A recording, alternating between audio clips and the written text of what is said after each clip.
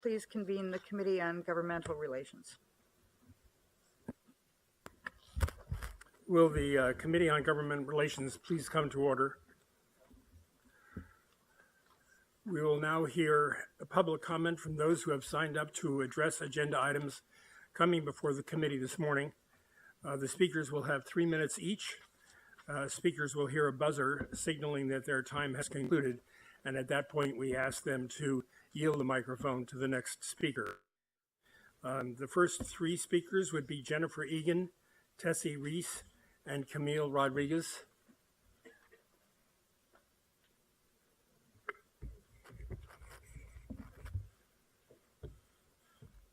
Hey, Kevin, I'm here. I know. Hi. Good morning, everyone. I wanted to thank Chancellor White and Chair Eisen and Chair Simon for attending and speaking. Please? I'm sorry? Could you identify yourself? Oh, I'm sorry, Jennifer Egan with CFA. I want to thank Chancellor White, Chair Eisen, and Trustee Simon for attending and speaking at our April 4th event that we co-organized with Students for Quality Education.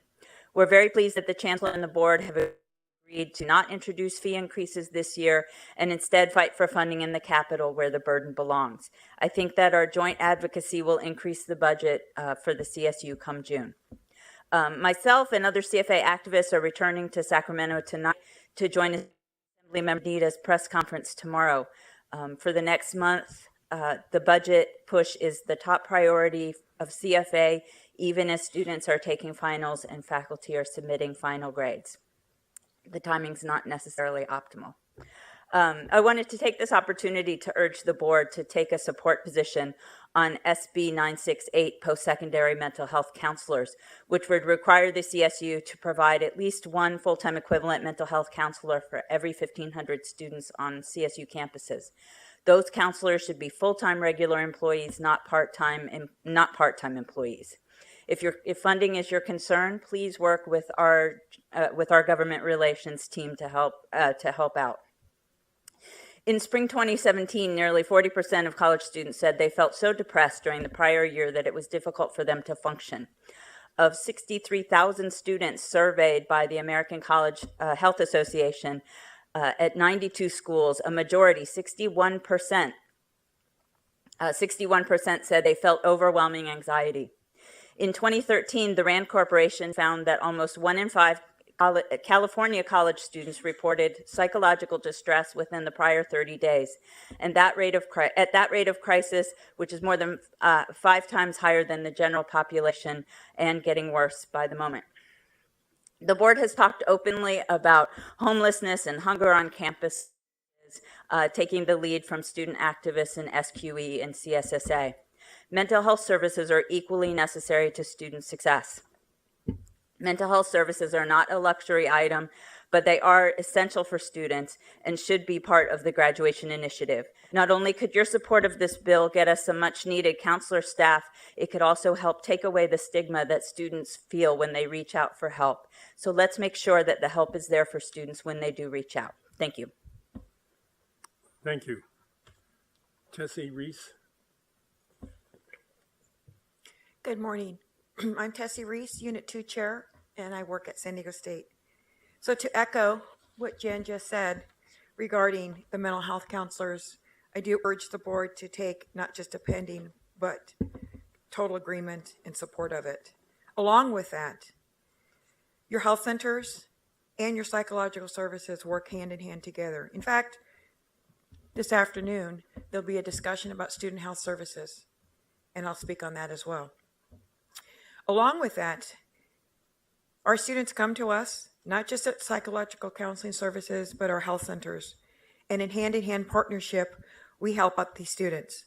So as you want to support this 1 counselor to every 1,000 students, keep in mind that you also need to make sure that you fund and make sure you have the primary clinicians on board as well, your nurse practitioners, your psychiatrist, your physicians, and your nurse practitioners. So I urge you to support this. I also want to go on and say there is another bill regarding the SB 320 LEHA, the Public Health Post-Secondary Education on-campus student health centers abortion by medication techniques. And it says it's pending. The CSU is pending. It's a 2-year bill. I have already received numerous calls, emails from folks in Unit 2 who are concerned about this. We are farming out our students, referring them out to specialties when we can't provide the services in the health centers as it is now. And if this passes, it's going to require the CSU and the UCs to be funded to support this.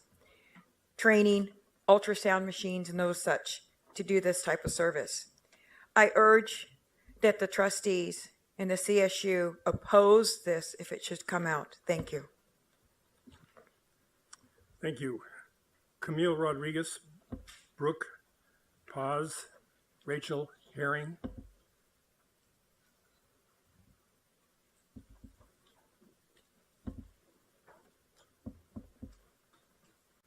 Elizabeth Chelling. This is not a very popular committee to speak before, I gather. Any of those 4 speakers in the room? Well, if not, let us proceed then. It is now time for the committee to consider today's consent agenda. Is there any objection to the approval of the consent agenda?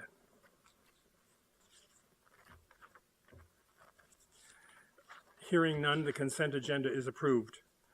On today's discussion agenda, we have one information item, and that is the state legislative update. Vice Chancellor Garrett Ashley, please introduce the item. Thank you, Trustee Norton.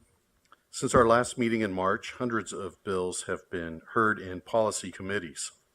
Our advocacy and state relations team, campuses, and Chancellor's office colleagues have been providing background, sharing fiscal information, and engaging members of the legislature and their staff as we share the impact of proposed legislation on the CSU. With the recent release of the Governor's May revision, state leaders are now focused on budget deliberations. As such, we continue to implement our comprehensive budget advocacy plan, both creating and responding to opportunities that highlight the successes and needs of the CSU. Our opening slide depicts one such event spearheaded by Senator Ricardo Lara. As part of Women's History Month, Senator Lara, a proud San Diego State alumnus, arranged for a Senate floor recognition of CSU's women presidents. Following the recognition, Senator Lara hosted a reception where our presidents were able to interact with many members of the legislature and once again make the case for fully funding our budget request for the CSU.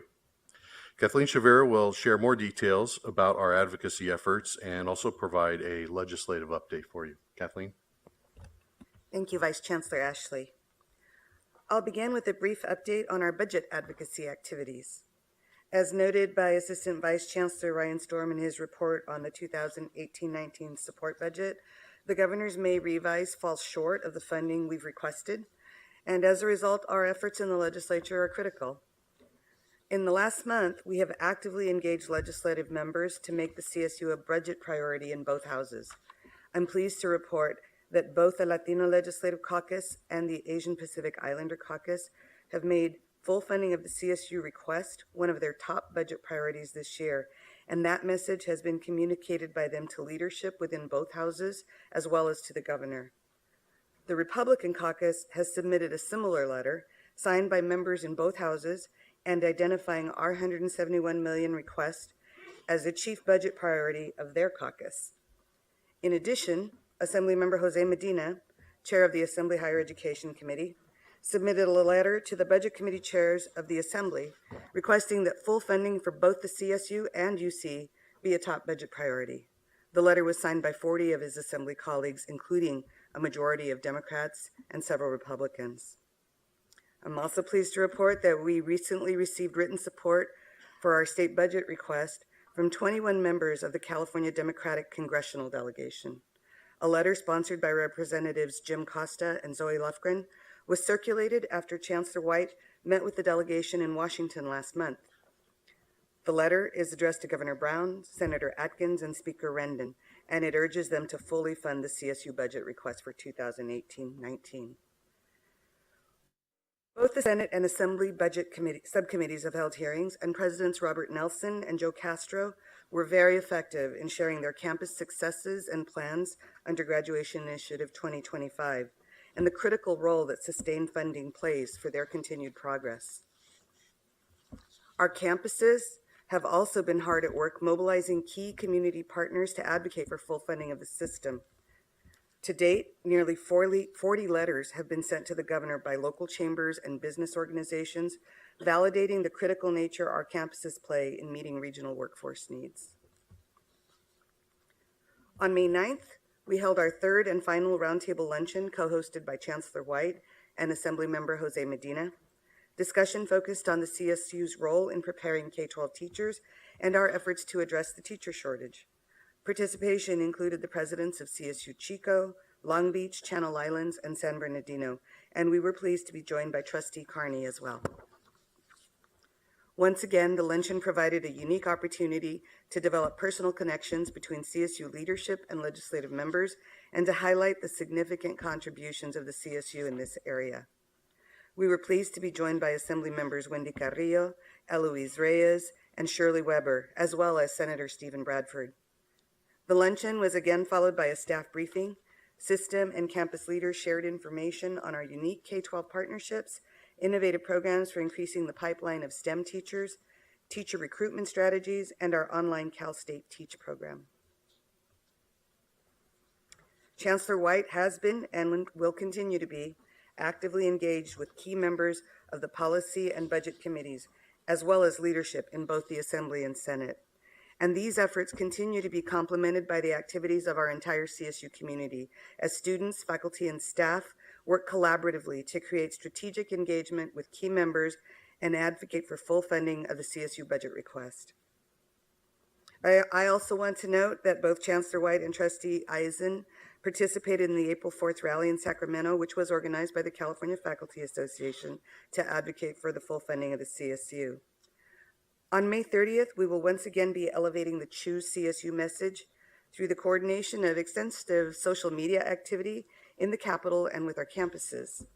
We hope that you will participate as well. As in the past, we've identified a creative way to communicate that the key to California's future is fully funding the CSU. Similar to prior years, we've partnered with our CSSA students and the Academic Senate to blanket the Capitol with our Choose CSU message by providing door signs to legislative members. And we've also elevated our advocacy message through social media, taking photos of posted signs and thanking members for their support through the use of Twitter. Social media has become a major element of our advocacy, as over the past few months, our Choose CSU campaign has produced thousands of tweets and has been utilized by hundreds of Twitter users, including students, faculty, alumni, and legislators. You can see a sample of the many tweets, retweets, and supportive messages at the address, the www.calstate.edu Invest in the Future website. I'll now move on to our legislative update. Beginning in March and continuing through April, the Assembly and Senate have held numerous policy committee hearings to consider hundreds of bills. As I noted in March, we've been monitoring about 450 bills moving through the legislative process as they attempt to meet policy and fiscal committee deadlines in their respective houses. April 27th was the final day for policy committees to hear and report bills with fiscal impacts to the appropriations committees. May 11th was the final day for hearing bills without any fiscal impact. As it stands, 385 bills met the policy committee deadlines and are still considered to be active for this legislative year. Many of these active bills are awaiting action in the Appropriations Committee, which assesses the fiscal impact of each measure. Bills that meet specified cost thresholds are on a suspense file, which gives the committee the opportunity to determine which are the highest priority for moving forward and which will be held in that committee. May 25th marks the final day for fiscal committees to act on these bills and report them to the floor, and June 1st is the deadline for bills to pass out of the first house in order to continue through the legislative process this year. Of the newly introduced bills that we presented to you at our March meeting, 26 were passed by the policy committees and are still active, and 5 are no longer active and were either held or the author decided not to pursue those bills this year. Additionally, we do have 13 two-year bills that are still active. Just a reminder, these are bills that were heard in January or the year before and are in the other house and are still eligible to be heard and move forward if the House and the author of the bill decide that they want to move the legislation forward. On page 2 of the agenda item, you see the beginning of an updated list of bills being tracked by ASR staff. This list includes bills we previously presented to you, many of which have an updated position. I would note that we continue with a pending position on several bills as we work with legislative members to address concerns or find mutually agreeable alternatives. In the interest of time, I'm going to briefly highlight only a couple of bills. Last month, I noted AB 1894 by Assemblymember Weber. This bill builds upon her previous efforts to increase students' eligibility to utilize CalFresh benefits on campus for hot meals. The bill has progressed with broad support and is currently awaiting action on the Assembly floor. In addition, I previously noted the legislature's ongoing interest in affordability and highlighted several financial aid-related bills.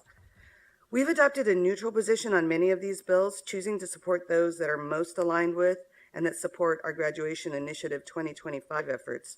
One of these is Assembly Bill 2248 by Assemblymember McCarty. This bill was recently amended to require the California Student Aid Commission and our institutions to notify students that if they take less than 15 units per semester or less than 30 units per academic year, that they will not complete their degree in 4 years. As amended, we are really happy to support this bill. It's very consistent with some of the strategies being used on our campus, and we think that it aligns with our approach to incentivize students to complete in 4 years. We also have a support position on AB 3153 by Assemblymember Levine. This bill expands Cal Grant eligibility to include up to 2 summer sessions in addition to 4 years of full-time attendance. Several of our campuses have identified summer enrollment as an element of their individual student success plans. The bill provides students with financial need an opportunity to use summer session enrollment to stay on track for graduation and even accelerate their time to degree. Your agenda item reflects more detail on other bills that we've been tracking, and I'm happy, of course, to answer any questions that you may have on specific bills. I would like to close by once again acknowledging our partners in advocacy this year. Our final slide depicts our CSSA students taking time from their academic endeavors to testify in support of the trustees' funding request. As we move into the end of May and June, negotiations will continue on funding for various legislative priorities. Key to our success will be collaboration with our CSU stakeholders as we all intensify our advocacy efforts to ensure that the CSU is one of those top priorities. Trustee Norton, that concludes my report, and I'm happy to answer any questions. Thank you, Kathleen. I do have one brief question with regard to one of the items, and that is SB 1004, Mental Health Services Act. Yes. I note that in the materials it says that it is awaiting hearing in the Senate Appropriations Committee. Has it been heard, or do we know when it will be heard? All bills in the Appropriations Committee will have to be heard over the next 2 weeks. I'm not sure whether it was assigned for next week or this week. Actually, let me back up a little bit. I believe that, let's see. Yeah, it's not clear to me because the dollars that we're talking about in this bill are not general fund dollars. We're talking about Prop 63 dollars. It isn't clear to me at this point whether the Appropriations Committee has actually set it for hearing. There is a possibility that because it's not general fund, that it'll move out of the committee and onto the floor, as long as the committee is comfortable with the policy that's in the bill. But I will have to follow up with you to be clear when the bill is actually set to be heard. Thank you. I also have one comment, and that is I would like to add my thanks to the thanks that has already been expressed by other board members, to you and Garrett, and to all of the staff for the great work that you've done over the course of the last weeks. Thank you. Thank you. Questions or comments? Adam, and then Romy. John.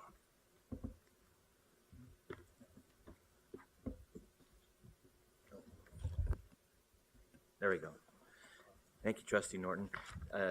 thank you for all your help and support in guiding this process up in Sacramento. I know it's a lot of moving parts as always. So I just had a couple of quick questions.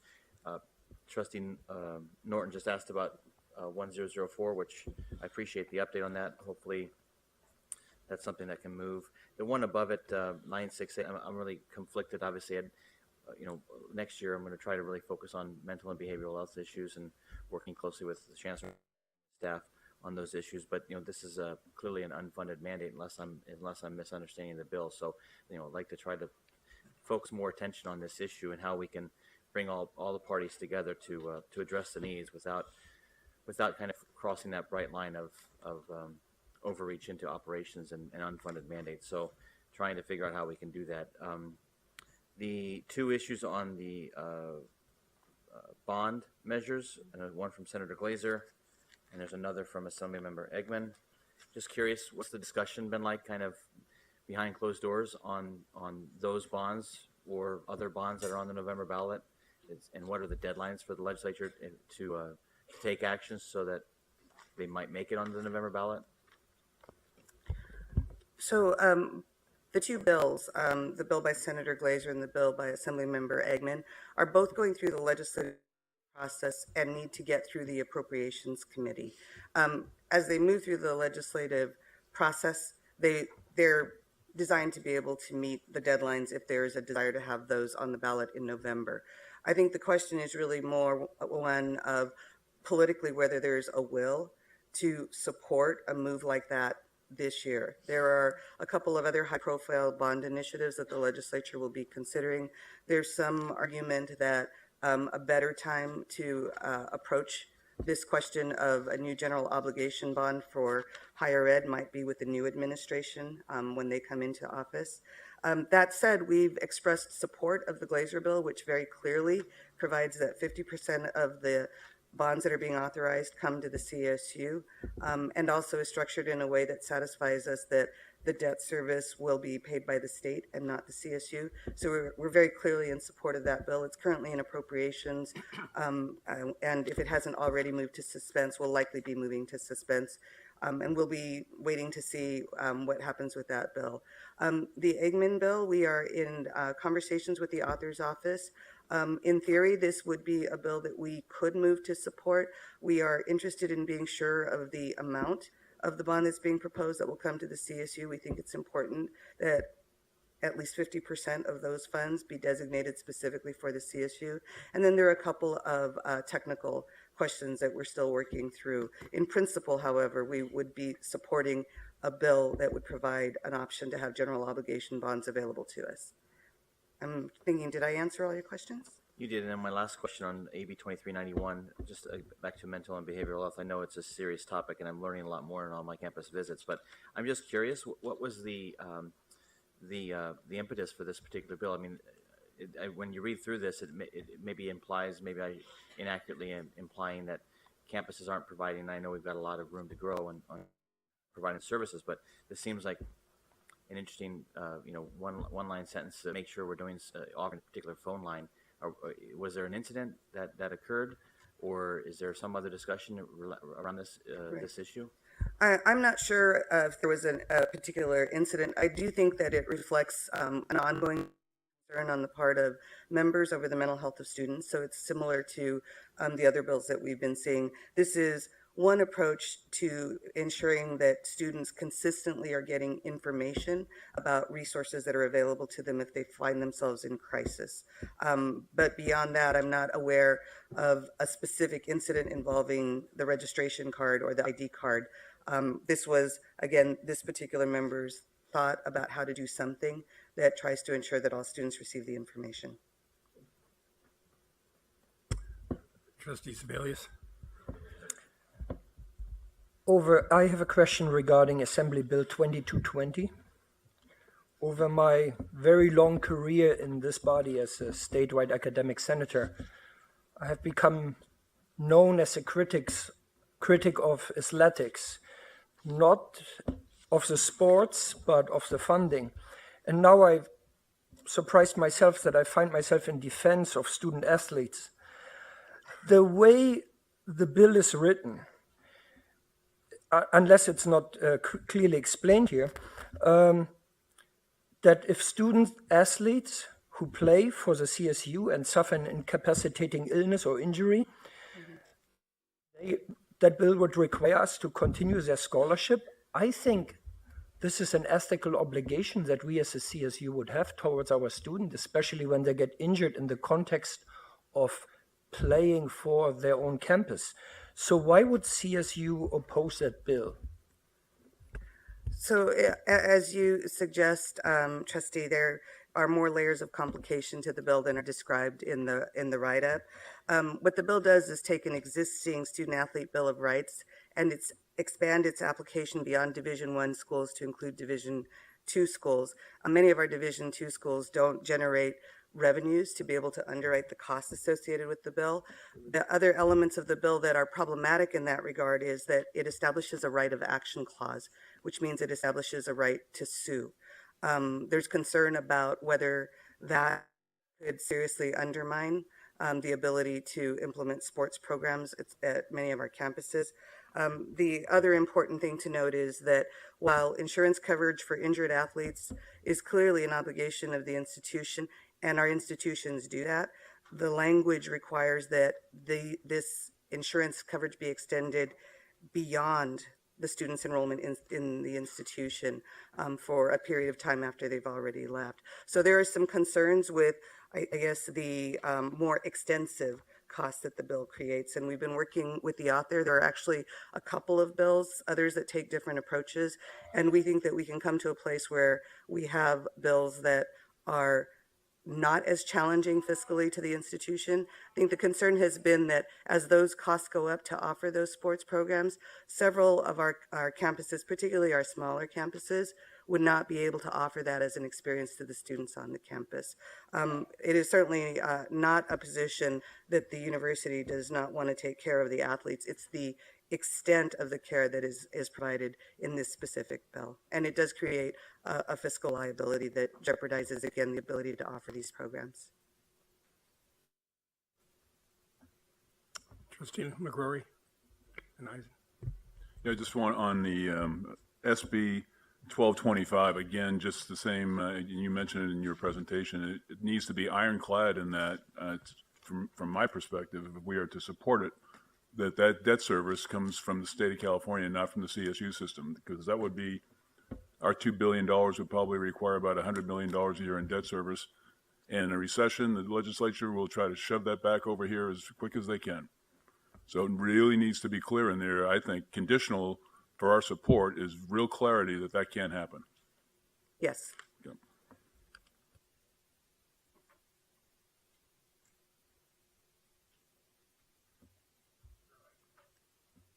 Chair Eisen. Thank you. We've talked a lot with respect to these bills and even some of the speaker comments about mental health issues and making sure that our students have the services they need.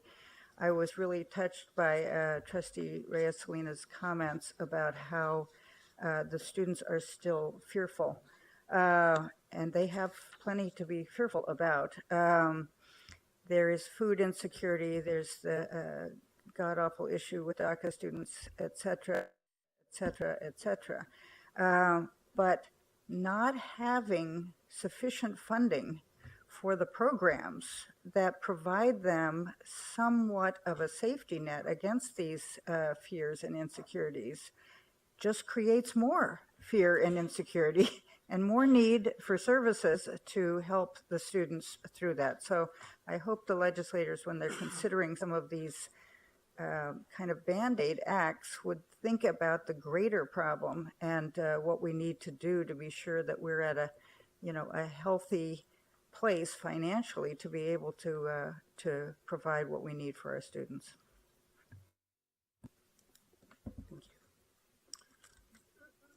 Thank you. Trustee Reyes-Salinas. Thank you. And I also want to thank Kathleen and your team and Garrett for all the work you've putting in on behalf of us.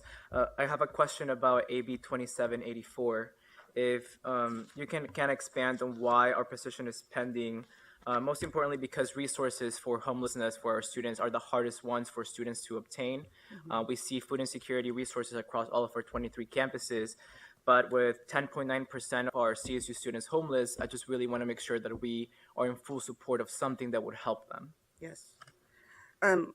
So just to clarify, AB 2784 is the bill that establishes an emergency student housing loan program. And my staff has been working very closely with the CSSA folks, who I believe are the sponsors of this bill. And I think that there is clearly support in concept, and it goes back to the point that Trustee Eisen just made, and that really is about identifying an appropriate funding alternative for being able to implement this. But in principle, in terms of what the bill is trying to do, I think this is consistent with what the trustees would want to support. And that's the reason you see this in a pending position, because we're continuing to have conversations about where those resources might come from. Other questions? Trustee Hinton. If I could just add on the note of mental health, and when we're discussing what resources to dedicate to that, and if we might be having a conversation about budget cuts, just really emphasize the importance of mental health resources. I worked on a research paper, a very extensive research paper this semester, and it showed that it was mostly focused on veteran students, but the resources that we provide as far as addressing substance abuse or homelessness or all of the situations that veterans sometimes find themselves in is due to the lack of mental health resources, that mental health needs aren't being addressed, and then it leads to all these other things. And I think that applies outside of veteran students as well, but just in general, that mental health or substance abuse or things like that tend to stem from the lack of mental health support. So that tends to be one of the root causes, and I just want to make sure that that's not something we neglect in our budget priorities. Thank you. I do have a question, Kathleen, going back to the point just raised by several of the trustees and to Adam's question at the outset. Is it true that SB 1004, if approved by the legislature, would open for us possible new resources to address the need for additional mental health counselors within our system? Yes, that's right. So first, I want to acknowledge my wonderful staff who are always watching out for me and texted that SB 1004 was heard in appropriations yesterday and went on suspense. So thank you to my staff. Yes, what SB 1004 is trying to do is provide a little bit more direction on the use of funds that are generated under Prop 63. While it doesn't specifically designate dollars to the CSU, it does make those dollars available for outreach, for direct services. The counties would still control those arrangements with the campuses, but it's definitely a new source of resources for us to be able to try to expand what we're already doing and to work with the counties to access. And actually, let me look, because my understanding is that there was an audit by the California auditor that identified that there's a surplus of funds. There's about $2.5 billion across various counties that has not been spent. So the bill is attempting to provide some guidance and create an opportunity for these dollars to be used to support some of our efforts on our campuses. Good, thank you. Yes. Any other comments or questions? When we began the public comment period, we were ahead of schedule, and it's my understanding that several of the speakers have now arrived, and I'm wondering if they are available. Camille Rodriguez and Brooke Brooke Pays.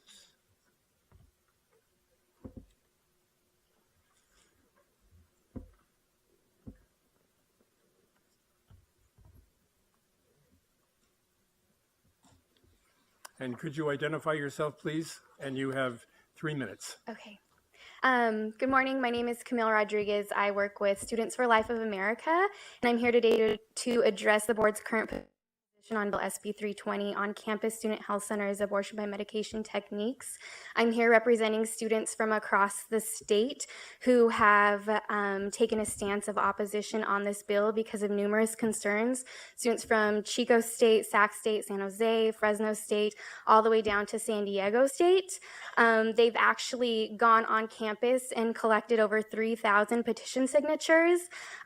Students who have signed this petition because they see how detrimental this bill can be if passed on their campus.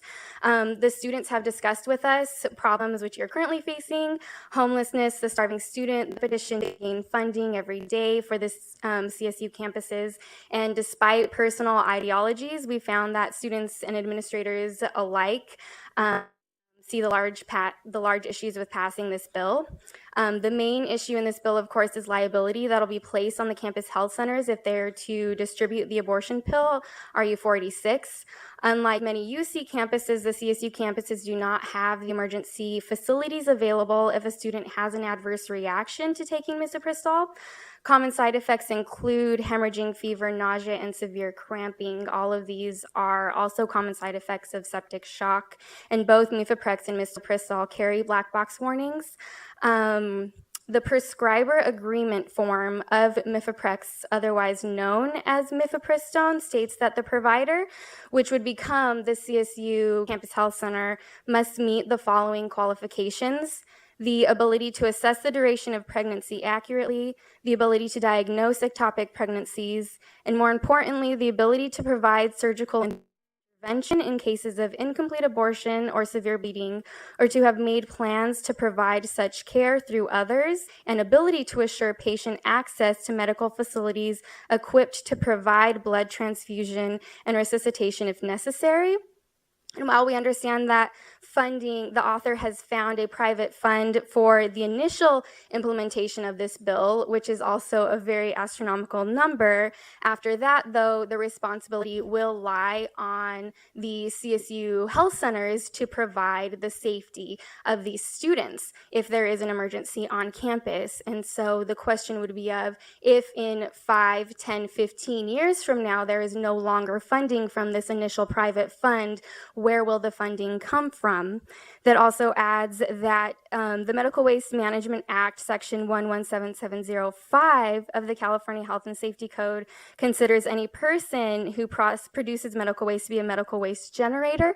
So this also would be added to the liabilities of the campuses and bring that issue into the environment as well. And so since the primary concern for the CSU Board of Trustees, campuses should be that of the safety of the students. We're asking that you reconsider your position of pending on this bill and look at these responsibilities and liabilities that would come onto the CSU centers. So thank you. Thank you. Good morning, and thank you for this opportunity to speak with you all. My name is Brooke Paz, and I'm a third-year public relations student at Cal State Fullerton, as well as the president of the CSUF Students for Life Club, where we help pregnant and parenting students with resources, support, and access to medical care. I not only come before you today as a professional and an activist in the crisis pregnancy industry, but most of all as a CSU student. I've talked to students on campus who are pro-life, pro-choice, and anywhere in between, and all have agreed that the Senate Bill 320 is unnecessary and dangerous. This bill would mandate that every CSU and UC campus become an abortion facility, distributing abortion drugs to students for free. The abortion pill has already claimed 14 women's lives, 14 too many. Holly Patterson, for example, just turned 18 and was faced with crisis pregnancy. She took the abortion drugs, which cut off the pregnancy hormone to the baby, killing it, and induced labor. Holly called Planned Parenthood multiple times following her abortion, concerned with her symptoms such as severe cramping. They dismissed her every time and told her to just take more pain medication. She went to the ER complaining of the same symptoms, and there they just pumped her with more narcotics and told her to take more pain medication and sent her home, where she died. Well, she died at the ER 3 days later. It's no exaggeration to say that young, vulnerable women may die alone in their dorm rooms due to this irresponsible and reckless bill. Symptoms following use of the abortion pill include heavy bleeding, high fever, passing fist-sized blood clots, extreme cramping, fainting, emotional distress, sepsis, other infections, and even death. Our schools are not prepared to deal with this, nor should they have to. We are institutions of higher education, and that should be our focus for improvement, not becoming an abortion facility. Our students, administrators, and presidents agree that this is an unnecessary and unwise bill. Not only will it endanger lives, but it may be costly to our schools and students. Ultrasound machines alone can cost hundreds of thousands of dollars each and are necessary before taking the abortion drugs to ensure that the woman is not too far along, that the pregnancy is still viable, and that there is not an ectopic pregnancy located outside of the uterus, which, if left untreated, will kill the mother. Ultrasound machines would quickly consume the budget, not to mention training and hiring staff, paying for utilities and supplies, etc. And although not required, the bill does not bar universities from raising student fees or acquiring this money in some other fashion from students or taxpayers should the program run out of funding. Students are already faced with the threat of further tuition increases, and we can't afford this, and we shouldn't have to pay for other people's abortions. Finally, should a woman, God forbid, be injured or killed in this process, the university may face legal consequences. This bill is reckless, unnecessary, and ignorant of the repercussions of such implementation. So as a student, I strongly urge you to oppose SB 320. Thank you. Thank you. Elizabeth Chelling.